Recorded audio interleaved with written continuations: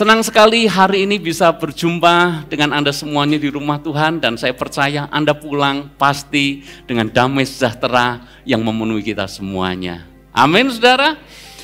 Baik Ibu Bapak Saudara semuanya, temanya adalah damai di hati. Karena memang seharusnya Natal itu membawa damai. Natal harusnya membawa sukacita.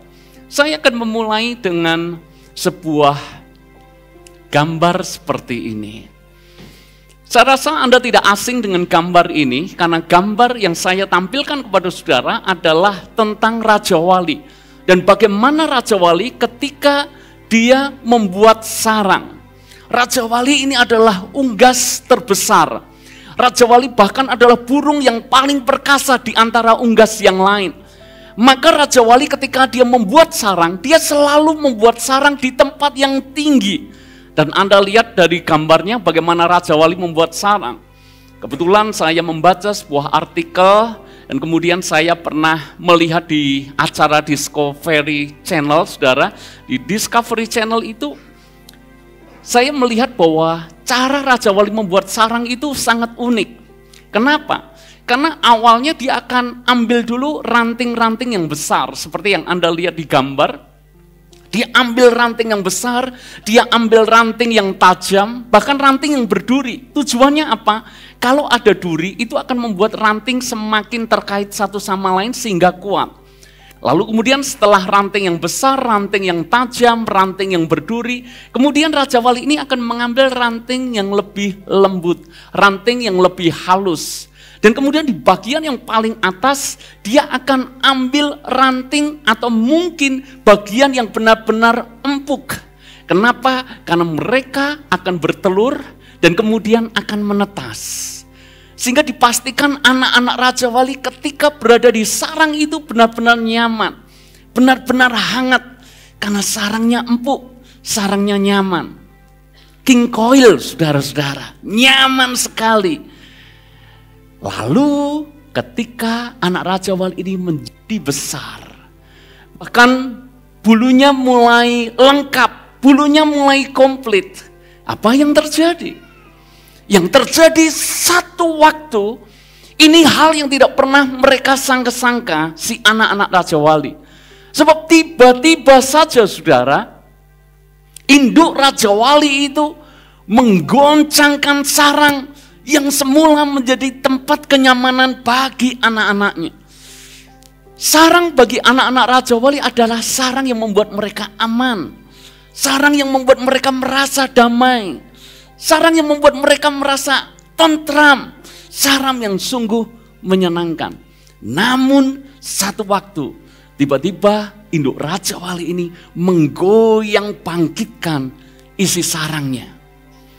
Dan Anda lihat, tiba-tiba karena digoyangkan bangkitkan isi sarangnya, maka bagian ranting-ranting yang lembut, ranting yang halus itu akan keluar semuanya. Maka tersisa ranting-ranting yang tajam, ranting-ranting yang sakit buat anak-anak Raja Wali. Mau tidak mau, mereka dipaksa keluar dari sarang nyamannya. Dipaksa keluar dari sarang yang selama ini membuat mereka merasa aman dan damai. Lalu setelah itu diangkatlah anak-anak Raja Wali ini, dilepaskan dari ketinggian tertentu. Maka Alkitab pun ternyata menulis semuanya ini. Bahkan sebelum artikel yang saya baca tadi tertulis. Ulangan 32 ayat yang 11. Alkitab menulis seperti ini. Laksana Raja Wali menggoyang bangkitkan isi sarangnya, melayang-layang di atas anak-anaknya, mengembangkan sayapnya, menampung seekor dan mendukungnya di atas kepaknya. Alkitab ternyata pernah menulis tentang Raja Wali ini juga. Ketika anak Raja Wali bulunya komplit selama ini merasa di sarang yang nyaman, satu waktu tiba-tiba si induk Raja Wali menggoyang bangkitkan isi sarang itu. Saya ingin mengajukan pertanyaan sederhana kepada Anda. Seandainya Anda jadi anak Raja Wali, apa yang Anda pikirkan? Mungkin Anda berpikir, indukku jahat. Betul nggak saudara? Mungkin Anda berpikir indukku kejam. Bukankah ini tempat yang aman, ini tempat yang damai? Ngapain tiba-tiba saja induk Raja Wali ini menggoncangkan, memaksa aku keluar dari sarang yang selama ini membuat kita damai? Tahukah Anda, di dalam Alkitab peristiwa yang sama pernah terjadi? Saya tunjukkan kepada Anda, ini cerita Natal yang jarang kita lihat, saudara. Bahkan ketika saya membaca ini, saya merasa benar bahwa orang ini sebetulnya sudah merasa aman, damai. Lalu kenapa Tuhan intervensi dan tiba-tiba menggoncangkan rasa aman dan damainya? Saya tunjukkan kepada saudara satu ayat, Matius pasal yang kedua. Matius pasal pertama ayat yang ke-18. Saya bacakan buat Anda. Kelahiran Yesus Kristus adalah seperti berikut. Pada waktu Maria ibunya bertunangan dengan Yusuf. Garis bawahi kata apa, saudara? Bertunangan. Belum menikah, baru bertunangan. Ternyata ia mengandung dari Roh Kudus sebelum mereka hidup sebagai suami istri. Ayat berikutnya dikatakan apa? Karena Yusuf suaminya seorang yang tulus hati dan tidak mau mencemarkan nama istrinya di muka umum, ia bermaksud menceraikannya dengan diam-diam. Masa tunangan itu masa yang indah. Siapa yang pernah tunangan? Boleh diangkat tangannya. Halo? Ini nikah langsung nikah atau pernah ngalami masa tunangan? Pernah. Anda akan tunangan lebih dulu. Ada mungkin yang bahkan mau bertunangan. Masa tunangan itu masa yang indah. Kenapa indah? Karena setahu saya orang yang tunangan itu selalu membayangkan yang indah-indah tentang pernikahannya, tentang rumah tangganya kelak. Saya pernah tunangan, saudara. Dan saya membayangkan nanti saya akan membangun rumah tangga yang indah bersama dengan istri saya. Saya akan memiliki rumah yang kecil seperti mirip cerita dongeng. Rumah kecil tapi indah. Dibangun di atas sebuah lahan peternakan, kebun. Kalau bisa pinggirnya sungai. Suara gemericik. Ada burung berkicau. Itu kan mimpi-mimpi kita. Betul enggak? Indah namanya tunangan. Yusuf juga sama.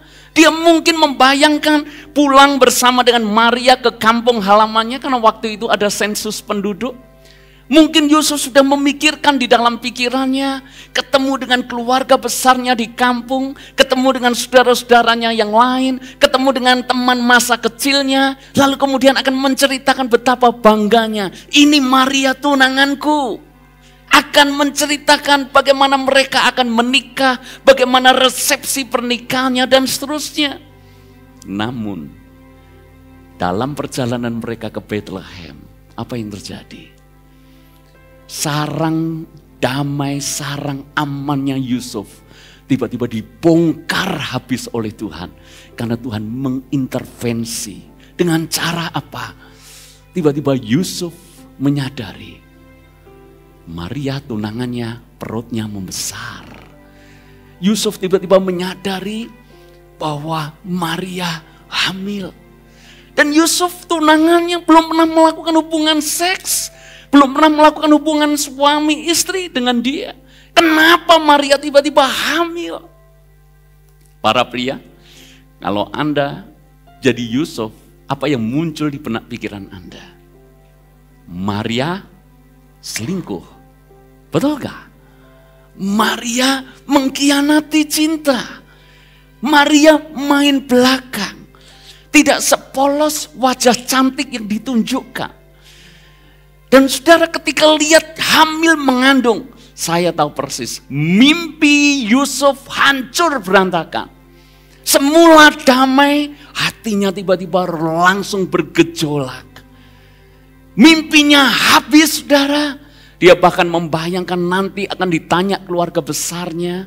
Nanti akan ditanya teman-temannya, mana tunanganmu? Dan nanti ketika kasih lihat tunangannya hamil mengandung, apa jawab Yusuf kepada mereka?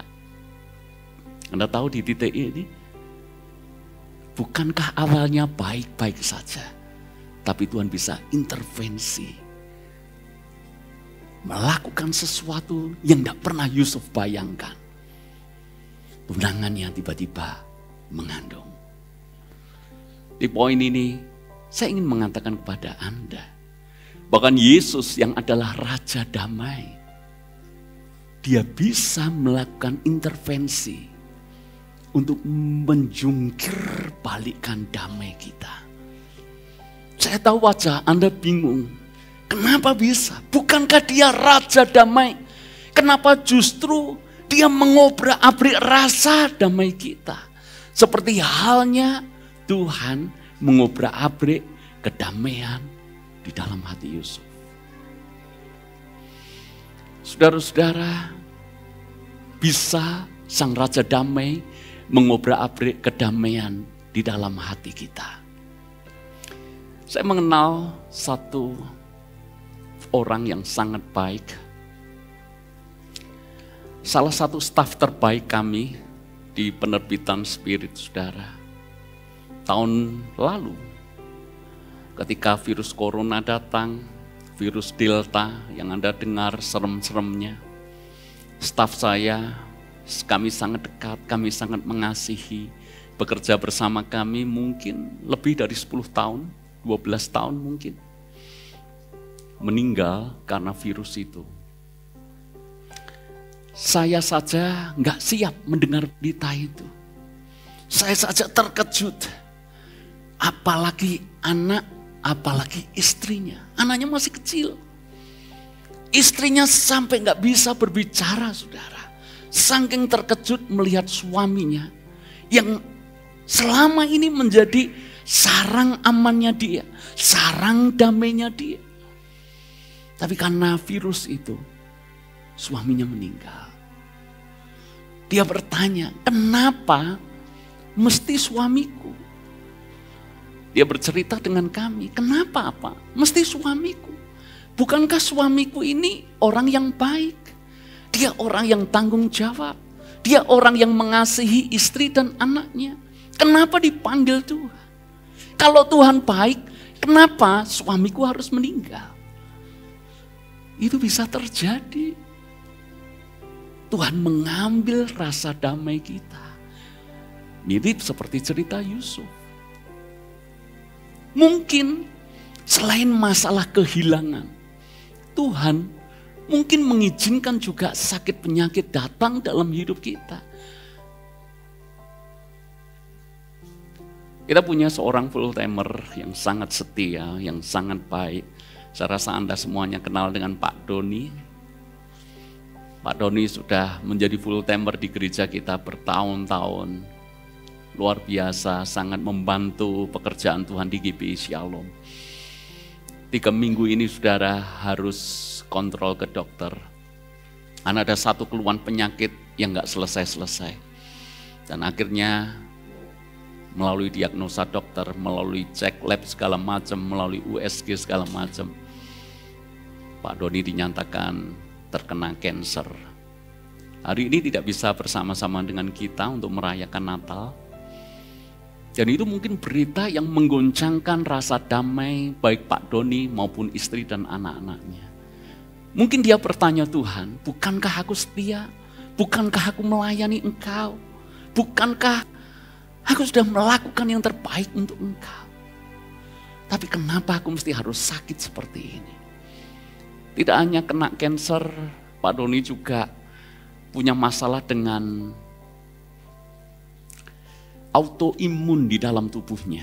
Sehingga dokter pun ketika hendak mengambil tindakan, dia harus menunggu dulu kondisinya benar-benar stabil baru bisa dilakukan tindakan.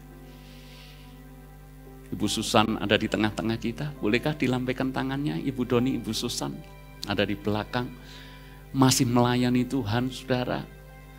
Tadi penari yang ada di belakang itu Ibu Doni atau Ibu Susan. Suaminya hari ini terbaring di rumah sakit, tetapi dia tetap melayani Tuhan. Mungkin bertanya-tanya, bukankah Natal ini damai? Kenapa justru Natal tahun ini kesehatanku seolah-olah harus mengalami itu? Mungkin rasa damai dijungkir balikan. Saya tidak tahu dengan kondisi Anda hari ini datang dengan seperti apa. Tapi mungkin kita punya pengalaman seperti Yusuf. Semua yang kita rencanakan dengan enak, dengan aman, dengan nyaman, dengan damai. Tiba-tiba Tuhan ambil semuanya itu. Tapi mari kita belajar tahu mengapanya. Amin, saudara. Kenapa Tuhan Sang Raja Damai mengobrak-abrik kedamaian kita? Saya menemukan 3 hal sederhana. Saya bagikan kepada Anda. Yang pertama, karena Tuhan mau rasa aman, rasa damai kita bukan tergantung dari situasi dan kondisi di dunia ini. Rasa damai kita harus lahir dari Yesus, Sang Raja Damai yang memberikan damai di dalam hati kita. Yang percaya katakan amin. Yesus berkata, damai sejahtera-Ku tinggalkan bagimu, dan damai yang Kuberikan kepadamu tidak seperti yang diberikan dunia kepadamu. Janganlah takut dan janganlah gentar hatimu. Tuhan mau supaya kita menempatkan rasa aman kita bukan dari sesuatu yang lahiriah, bukan dari sesuatu yang kita bangun secara dunia. Bagi banyak pengusaha, rasa amannya tergantung omset. Halo pengusaha-pengusaha di sini, lihat omset naik, aman, damai. Lihat berita good news, aman, kita rasa damai. Tapi begitu kita dengar berita resesi, ketika kita melihat laporan penjualan tahunan turun, langsung rasa damai kita hilang. Banyak orang menempatkan rasa aman, rasa damainya hanya dari selembar cek laboratorium. Kalau hasil cek lab menyatakan sehat, lalu kemudian rasa amannya ada, rasa damainya ada. Begitu lihat cek laboratorium, isinya banyak bintangnya. Halo, siapa yang pernah lihat? Bintang 7, halo. Bintang 8, bintang 10, mestinya senang bintangnya banyak. Kita aja selalu minta, Pak Dwi, halo di sini, tolong kasih bintang 5 ya. Yang ini saudara dapat bintang banyak. Langsung rasa damai kita hilang. Berarti selama ini kita menempatkan rasa aman, rasa damai kita kepada siapa? Jangan-jangan kita menempatkan rasa damai kita hanya dari selembar kertas cek laboratorium. Kita merasa aman, merasa damai hanya dari apa kata orang. Seperti halnya cerita Yusuf tadi, ketika orang-orang melihat pasangan serasi, Yusuf merasa aman. Lalu kemudian ketika Yusuf melihat Maria tunangannya mengandung, bagaimana nanti kata orang? Rasa damainya langsung hilang. Jangan taruh rasa damai Anda dari apa kata orang. Ketika Anda ada di bawah, orang akan merendahkan Anda. Orang tidak respect dengan Anda. Anda berusaha meningkatkan kelas Anda. Aku nggak mau di bawah, nanti diremehkan. Anda naik kelas, dari kelas di bawah, Anda naik ke kelas medium. Kalau kelas Anda medium, orang akan mengabaikan Anda. Anda bingung. Kemarin aku di kelas bawah, orang meremehkan, orang bully saya. Sekarang saya naik kelas, kelas medium. Kenapa orang mengabaikan saya? Anda berpikir, oh mungkin saya kurang naik kelas. Dari kelas medium Anda naikkan kelas Anda, sehingga Anda berada di kelas atas. Anda orang hebat. Begitu Anda naik kelas, Anda pikir dapat pujian. Nyatanya Anda dapat orang-orang membenci Anda, iri terhadap Anda. Bingung gak kita? Di level bawah kita direndahkan, di level tengah kita diabaikan, di level tinggi kita malah dibenci. Anda kalau cari validasi dari orang-orang di sekitar Anda akan frustasi. Rasa aman, rasa damai, jangan Anda tempatkan dari apa yang diberikan dunia. Ujung-ujungnya kita kecewa. Amin, saudara. Rasa damai mesti datang daripada Tuhan sendiri, Sang Raja Damai. Hari ini saudara, jangan taruh rasa aman Anda, rasa damai Anda kepada sesuatu yang bukan dari Tuhan. Orang tua, maaf ya, gak salah Anda berharap membesarkan anak Anda dari kecil, membuat anak Anda bertumbuh pintar, sekolahkan tinggi, Anda fasilitasi jadi orang sukses.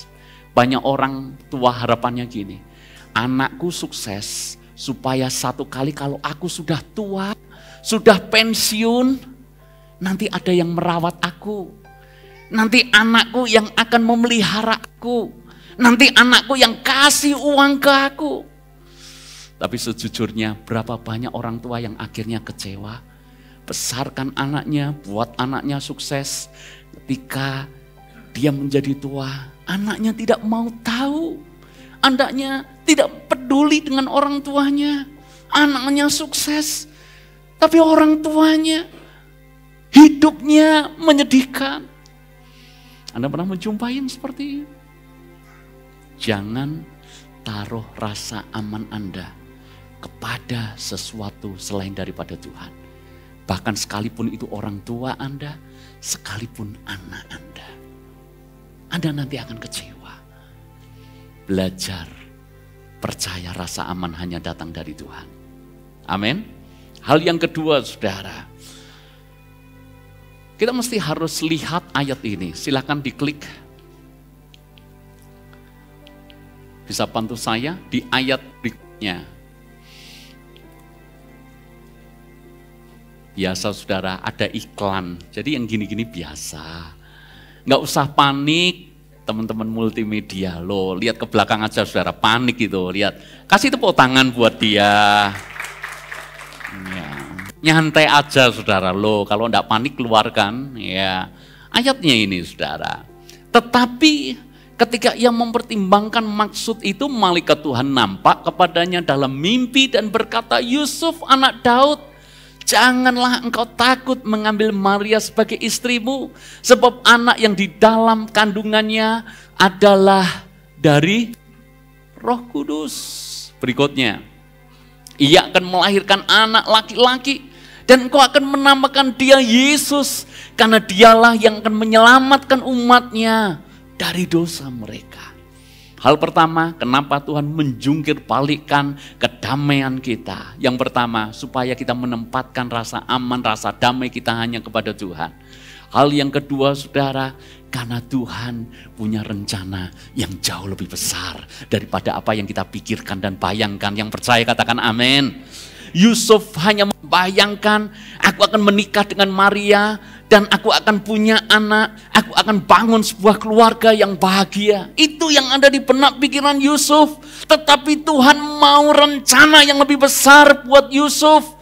Tidak hanya sekedar membangun sebuah rumah tangga dan keluarga, tetapi Tuhan memberikan kesempatan kepada Yusuf dan Maria menjadi orang tua bagi Yesus, Mesias, Raja di atas segala raja. Tidak hanya untuk keselamatan atas dia saja dan sekeluarga, tetapi keselamatan bagi seluruh umat manusia. Hari ini ketika Anda merasa kenapa Tuhan usahaku mengalami goncangan, Tuhan kenapa kesehatanku mengalami goncangan, kenapa aku mengalami pengalaman lembah hari-hari ini. Hal yang kedua, belajar percaya Tuhan punya rencana yang jauh lebih daripada apa yang kita bayangkan dan pikirkan. Ada satu cerita di dalam perjanjian lama saudara, bisa diklik, silakan lagi, next. Mungkin tidak terlihat saudara. Anda tahu cerita tentang Yusuf? Siapa yang nama baptisnya Yusuf? Tolong angkat tangan. Adakah yang nama baptisnya Yusuf? Enggak ada ya, atau enggak ngaku. Karena nama Yusuf ini punya kesamaan tentang aman, damai, tiba-tiba dijungkir balikan oleh Tuhan. Yusuf yang kita pelajari dalam cerita Natal, aman, damai, mau menikah, tiba-tiba tunangannya mengandung. Sekarang Yusuf dalam cerita perjanjian lama, Yusuf anaknya Yakub, Anda tahu, ini Yusuf ini sudah terima mimpi dari Tuhan, satu kali akan menjadi pemimpin, sebab orang tuanya, saudara-saudaranya akan sujud menyembah kepada dia. Dan divalidasi dengan orang tuanya, jadikan Yusuf sebagai supervisor atau saudara-saudaranya. Anda lihat ceritanya bukan? Saudara-saudara Yusuf berada di padang, dan orang tuanya berkata kepada Yusuf, kamu coba lihat, kamu kasih laporan apa yang dilakukan kakak-kakakmu. Berarti Yusuf supervisor atau saudara-saudaranya. Gak cuma itu saudara, Yusuf juga diberikan jubah yang maha indah. Ini gak bicara soal fashion yang bagus, jubah yang lebih bagus, kain yang lebih halus, bukan itu. Jubah maha indah ini sebetulnya bicara soal otoritas. Hanya anak tertentu yang memakai jubah ini, kalau dalam bahasa Ibraninya adalah kenotet pasim. Ini jubah otoritas diberi kepada Yusuf. Yusuf sadar dia satu kali akan menjadi pemimpin. Tapi yang terjadi apa saudara? Begitu Yusuf terima mimpi visi itu, langsung tidak lama kemudian saudara-saudaranya menjual Yusuf jadi budak di Mesir.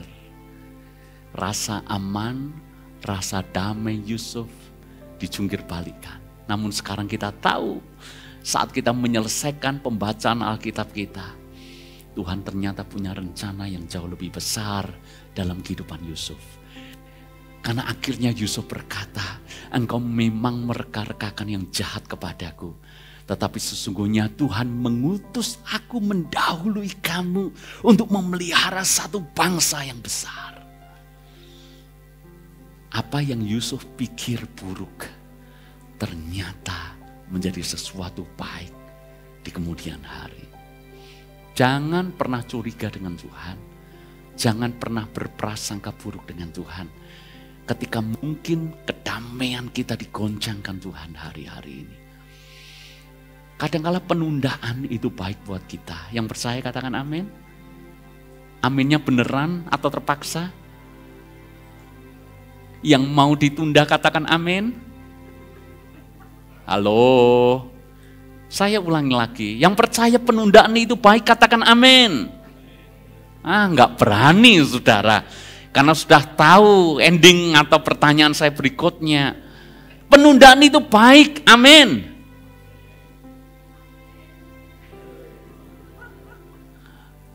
Mau ditunda,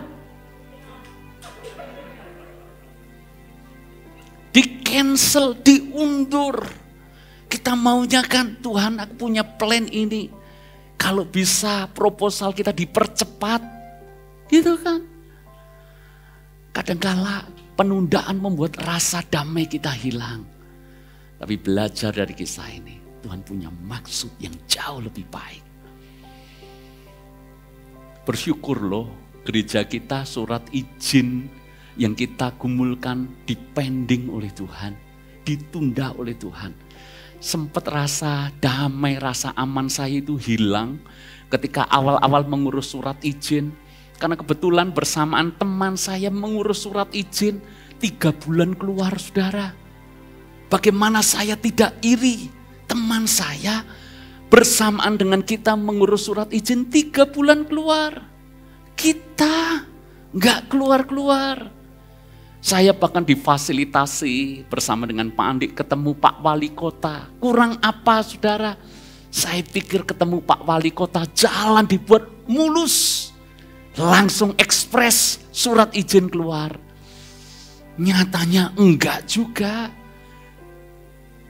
Saya sempat frustasi, rasa aman saya hilang, rasa damai saya hilang. Bagaimana kalau nanti surat izin tidak keluar dan seterusnya? Belakangan kita tahu penundaan itu baik. Sebab seandainya maju beberapa bulan saja, mungkin ceritanya bakal berbeda. Karena kita akhirnya membeli gedung ini, tanah ini. Ditunda itu baik. Tidak terlihat baik bukan berarti baik. Kita saja yang belum melihat. Kalau kita bisa melihat seperti cara Tuhan melihat, baik buat kita. Amin. Saya tidak perlu ulangi pertanyaan saya tentang penundaan, bukan? Karena kita percaya, mau kapanpun waktunya, Tuhan baik. Itu mengajar saya, kalau seolah di-cancel, seolah ditunda, Tuhan baik. Yang ketiga, dan saya akan selesai di poin ini. Kenapa Tuhan mengizinkan rasa damai kita diobrak-abrik? Supaya kita percaya yang bisa membuat damai hanyalah Tuhan Immanuel, Allah beserta dengan kita. Coba klik ayatnya, ayat berikutnya. Ayat yang ke-22, hal itu terjadi supaya genaplah yang difirmankan Tuhan oleh Nabi. Berikutnya, sesungguhnya anak darah itu akan mengandung dan melahirkan seorang anak laki-laki. Dan mereka akan menamakan dia Immanuel, yang berarti Allah beserta menyertai kita. Saudara-saudara, tidak usah takut dengan apapun yang akan terjadi. Sebab Allah Immanuel, Allah bersama dengan kita. Amin. Siapa yang hari ini mengalami masa-masa sulit, jangan takut akan apapun. Dia Immanuel, artinya Allah beserta dengan kita. Berapa bulan ini kita seolah-olah dibuat takut untuk kita masuk 2023. Banyak ramalan 2023 gelap, 2023 suram, 2023 resesi. Kita takut, saudara. Karena kita tahu ramalan ini bukan datang dari Mama Loren. You know Mama Loren? Mr. Mok, you know Mama Loren? Enggak tahu, saudara. Mama Loren dulu ini peramal terkenal di Indonesia. Jadi setiap kali pergantian tahun akan meramal. Ramalan ini enggak datang juga dari Mbak Yu. You know Mbak Yu? Sempat heboh kan Mbak Yu? Dia meramal nanti bakal gini, nanti bakal gini. Mungkin kalau yang meramal paranormal, kita tenang-tenang saja. Nggak mungkin dah itu terjadi. Masalahnya tahun ini yang meramal ekonom. Masalahnya tahun ini yang meramal orang pintar. Masalahnya tahun ini yang meramal by data, bukan by tebak-tebakan. Semua mengatakan 2023 gelap. Bagaimana dengan kita? Hidup Anda dan saya tidak ditentukan oleh ramalan orang-orang pintar. Hidup Anda dan saya ditentukan oleh apakah Tuhan menyertai kita. Tempat teraman bukanlah tempat yang mana tidak ada badai. Tempat teraman adalah di mana ada Tuhan di dalamnya. Belajarlah dari anak kecil. Anda tahu anak kecil? Rasa damai, rasa aman anak kecil tidak pernah ditentukan oleh situasi dan kondisinya. Tapi ditentukan oleh apakah dia bersama dengan orang tuanya. Lihat anak Anda yang umurnya 3 tahun. Tadi yang jalan-jalan mungkin 3 tahun ya. Bawa Anda di mall. Tempatnya terang, bukan gelap, saudara. Anda taruh di tempat banyak mainan. Itu kan tempat aman buat anak. Tapi saya tanya kepada Anda, coba Anda tinggal pulang dia sendirian, takut gak dia? Tahu yang saya maksud? Dia takut gak? Takut, kenapa? Gak ada orang tuanya. Sebaliknya, anak kecil Anda bawa di tempat yang gelap karena mungkin Anda harus melewati jalan gelap itu. Anda saja yang jalan ngeri, kuburan di kanan kiri. Takut gak? Anda takut, anak Anda takut gak? Enggak. Kenapa enggak takut? Karena ada Anda bersama dengan dia. Benar loh, Yesus itu berkata, barang siapa tidak menyambut anak kecil ini, dia tidak layak untuk masuk kerajaan Allah. Belajar dari anak kecil, menempatkan rasa amannya bukan dari situasi dan kondisi, tapi dia taruh rasa amannya kepada orang tuanya. Kita sama, taruh rasa aman Anda kepada Bapa Surgawi. Mungkin Anda bertanya, Pak, bagaimana kalau ramalan itu ternyata benar? 2023 suram, gelap, ekonomi berat, inflasi naik gila-gilaan. Selama Tuhan bersama dengan kita, baik-baik saja. Lihat kanan kiri, katakan baik-baik saja. Anda akan tetap makan 3 kali sehari. Anda bahkan bisa snack 2 kali sehari. Anda tetap dipelihara oleh Tuhan. Karena Allah Immanuel beserta dengan kita.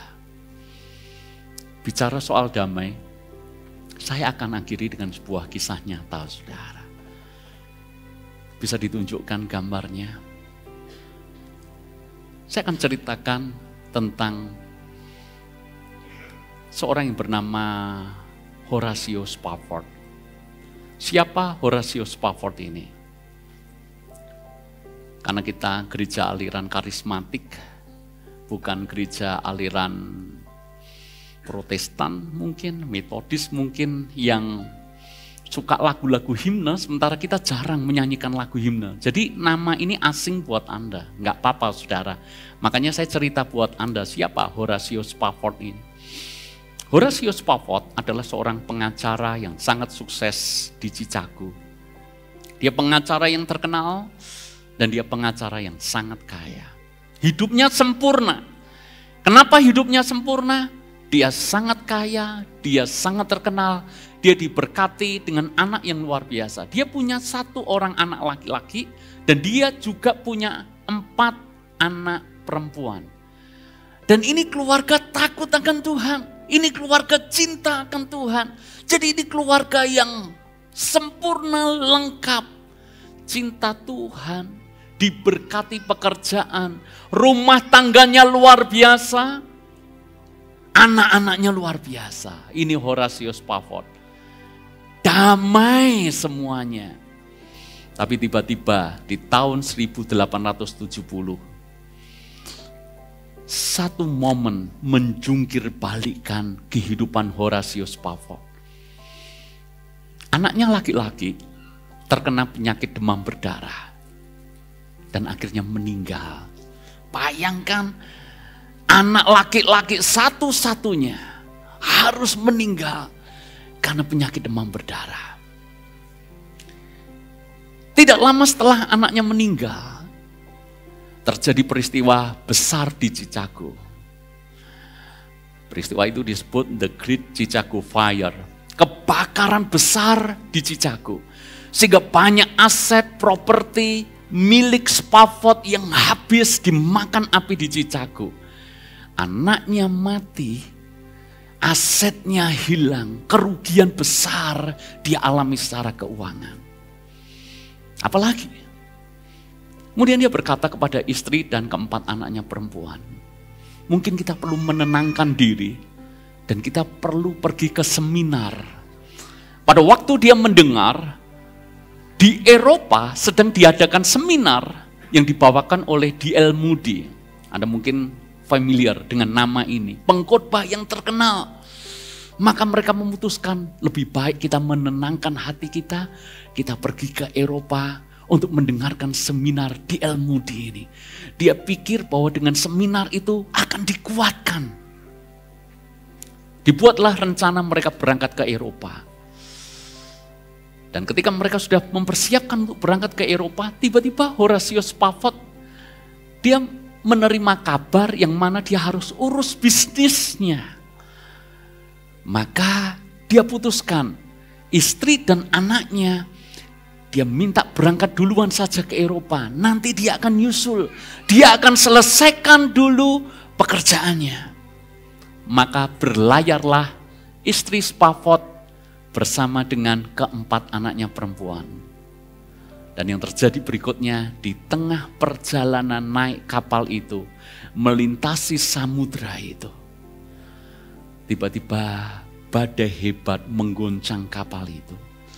Sehingga mereka mengalami bencana musibah yang luar biasa. Anaknya 4 perempuan mati ditelan lautan. Istrinya selamat, tapi anaknya keempat-empatnya mati ditelan lautan. Ketika istrinya sampai ke seberang, sampai ke Eropa, telegram datang kepada Spafford dan menceritakan bahwa mereka kehilangan keempat anaknya perempuan. Bisa diklik. Ini anak daripada Spafford, perempuan 4 mati ditelan lautan, saudara. Anda bayangkan sebagai seorang pria, sebagai seorang ayah, ketika melihat anaknya mati semuanya. Maka Spafford memutuskan untuk menjemput istrinya. Naik kapal dan harus melintasi samudra yang sama, saudara.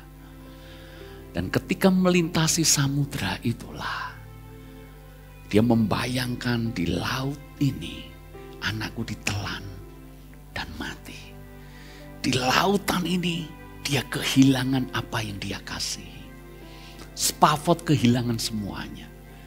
Kehilangan anaknya laki-laki, kehilangan semua anaknya perempuan, kehilangan kekayaannya. Bahkan bisa dikatakan dia ini Ayub versi modern, saudara. Sebab habis semuanya. Namun ketika melintasi laut yang menelan anaknya itulah, Tuhan menjamah Spafford.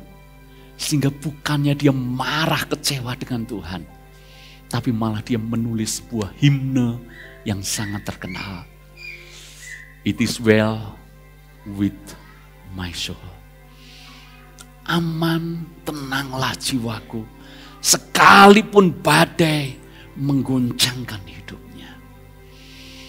Mengakhiri khotbah ini, Anda akan mendengar lagu yang ditulis oleh Horatio Spafford. Doa saya, lagu yang diciptakan ini memberkati Anda.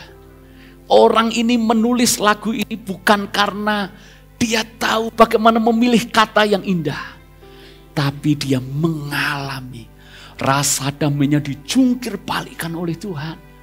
Tapi Tuhan menggantinya dengan rasa damai sejati.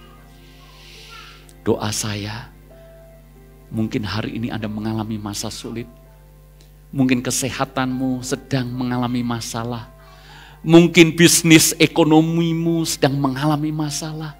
Mungkin rumah tangga pernikahan keluargamu mengalami masalah. Mungkin selama ini kedamaian yang Anda rasakan tiba-tiba dijungkir balikkan oleh Tuhan. Hari ini saudara, izinkan damai sejati dari sorga turun atas Anda. Sehingga Anda akan berkata, it is well, it is well. Tenanglah hai jiwaku dan pujilah Dia. Apapun situasi, kondisi kita.